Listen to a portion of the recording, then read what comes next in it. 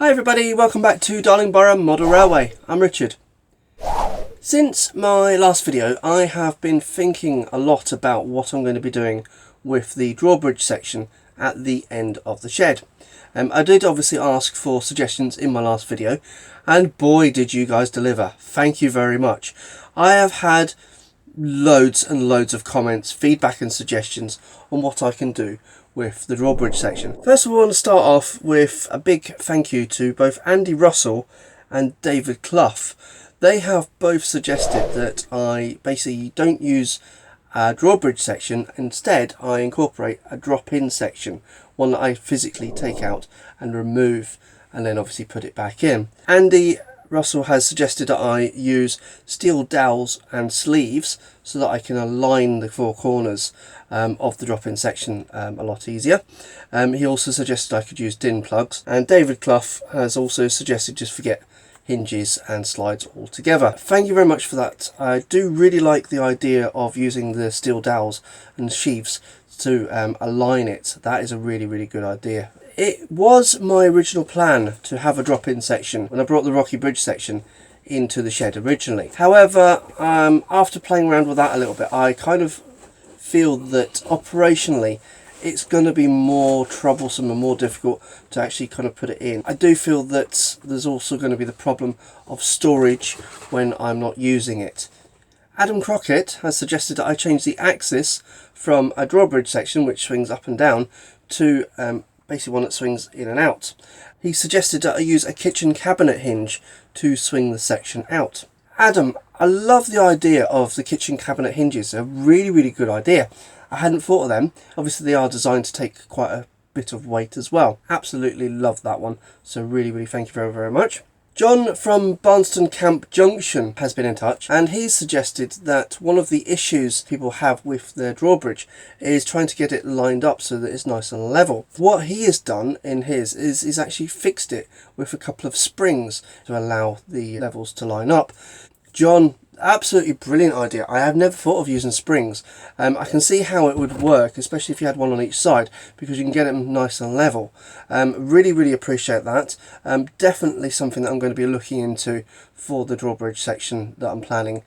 So thank you very much, John. Flymo Chairman 1, I love the handle, has suggested that when I cut the edge of the board, I actually cut it at an angle and also add a matching curve on the other side so that it's not straight. He's went on to explain that he means rebaiting the drawbridge.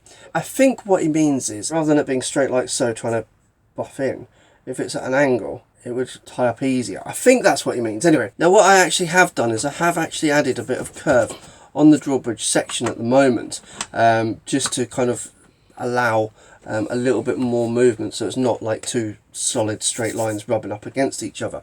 But yes, I totally agree. Thank you very much for that. Martin Patterson has also suggested adding a curve into the board and using a matching curve on the other side. He also went on to use slide bolts to make it more rigid. Now I'm not entirely sure if you mean having a curve on the actual end of the board, so that it's not just square, or if you mean the same as Flymo where you rebate the end. Either way, thank you for the comment. I do like the curved idea, and I think that might be an idea to help get the boards aligned a lot better. If there is a bit of a curve on it, then hopefully it will kind of line up a lot easier. I have actually already got a sliding bolt on the version that I've got, just to kind of keep it in place. So that is definitely going to be one of the aspects of the drawbridge version 2.0 that I'm going to be doing next. So thank you very much for that. Mark Hobson has been in touch, and he has suggested all I need to do is lift the hinges 9mm, and I don't need to use massive hinges on it. Thank you very much for that, Mark. I do appreciate that comment. I'll be honest, the hinges that I have on my current drawbridge, they are really high off the track. That's probably about 2 inches or so. The only reason I've done it that high is just because I just had a bit of wood and I just put it in there just while I was building it. There is a lot of play in the section, and obviously that's going to cause more problems. So definitely I will be revisiting all of the hinges that I use and basically making them nice and solid when I come to redo the drawbridge.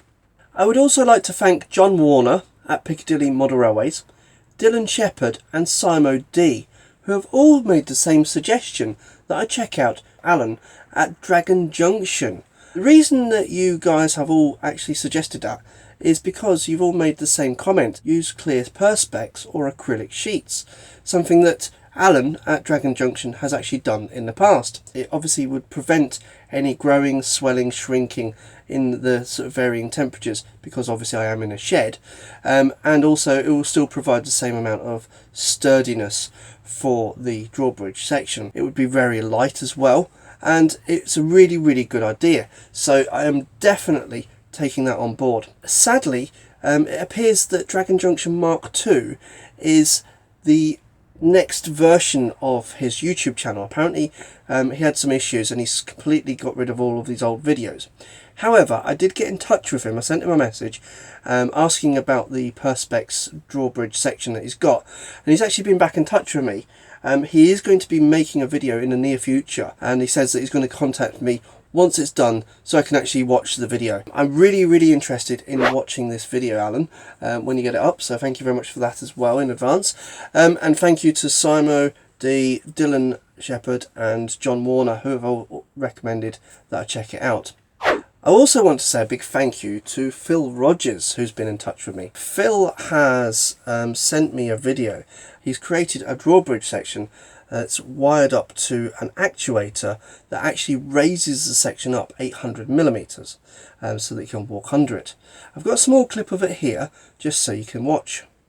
So this is my bridge in its up position, and I'll just go and flick the switch and make it go down.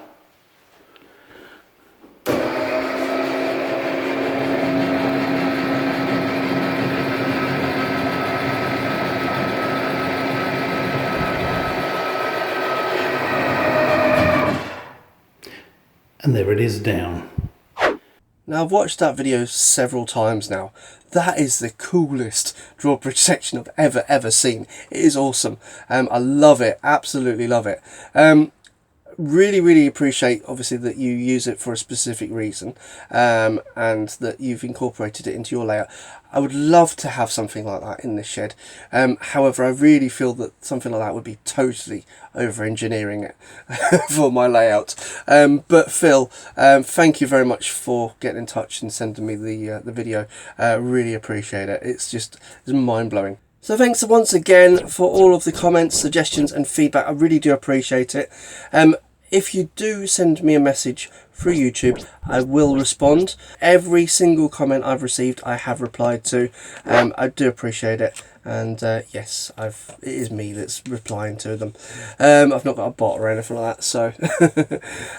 Apologies for the last few weeks. As I say, the videos have been a little bit sporadic when they are released. A couple of reasons. One, I've been playing with the release days just to see what works, what doesn't, and also I've been really busy with work, and also that's really kind of impacted the limited time that I've had in the shed. So I do apologise if I don't release a video on a Friday.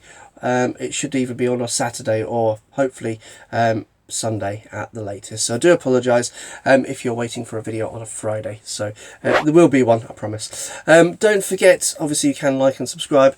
You can check out these other videos as well. Other things that can be very helpful when you are building a model railway in a shed. And I will see you next week. Bye.